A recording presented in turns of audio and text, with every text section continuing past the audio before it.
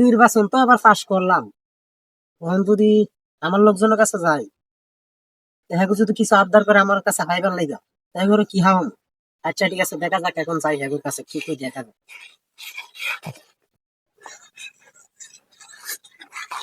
সালামু আলাইকুম নেতা সাহেব। ওয়ালাইকুম আসসালাম। ভালো আছেন নি? ভালোই ভালোই। এখন তো নির্বাচন গেল, আপনার বুট সুট দিলাম, ওনা আপনার তো আর কিছু খাওয়ার আবদার ছিল, কি করছেন এখন?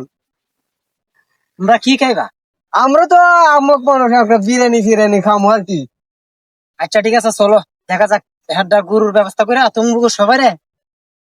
তুমি সবাই বিরিয়ানি খাও, ঠিক আছে? বড় চলো। গরু আনতে হবে, বড় গরু আচ্ছা আনতে ঠিক আছে, হবে। বড় গরুই। হ্যাঁ আচ্ছা ঠিক আছে। তবে নির্বাচনে তো বহুত টিয়া খরচ করলাম, এখন তো এত টিয়া পয়সাও না। এখন জনগণ আমার কইতাছে যে বিরিয়ানি ফাঁকিরা খাওয়াতো, এখন কি করি মানে? এখন গুরু যে নিমু সেই পয়সাও তো আমার কাছে নাই। নেতা এখন ফাঁসলাম আমি, দেখা যাক কি করতে পারি অবশ্য। নির্বাচনে গুরু মুরু নিমু, টিয়া পয়সাও নাই, সেজন্য গুরুটার চুরিকেরা লয়ে যাই। এই 2-300 মানুষ সাহন লাগবে, কি আর করার। এই আলু মুলু দিয়া চারি মুল দিয়া চালাই নিমুগা, কি বলেন আপনারা? জানেন এই যে কোন লইলাম, যাই যাই। নেতা সাহেবের কি অবস্থা? আসসালামু আলাইকুম নেতা সাহেব। ওয়ালাইকুম আসসালাম। ভালো আছেন নি? আছি ভালো আছি, কোনো রকম। ওখানে কি গুড়ি কি আপনি এটা কিনে আনছো? ও এটা ঠিক নানছি।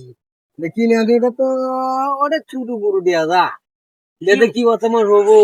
কি বলো, এত বড় গরু তোমার সহ করে না? না এটা কলার টাকা কিনছি না। গরুটার দাম 32 লাখ টাকা। আরে বাবা রে বাবা, 32 লাখ টাকা?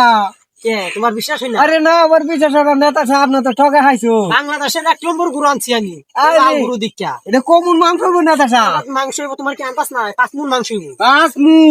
কি বলো? আরে বাবা রে, তোমার 32 লাখ গরু টাকা? আরে আমার 32 লাখ টাকার গরু যাইতে থাকে রে, অনেক কি করা। আরে জলদি ধরিবে। এ গুরু দাঁড়া, গুরু দাঁড়া রে, গুরু। এ গুরু, এ গরু রাখ রাখ। এই 32 লাখ টাকার গরু আমার ফালাই যাবে গিয়া, না না গুরু।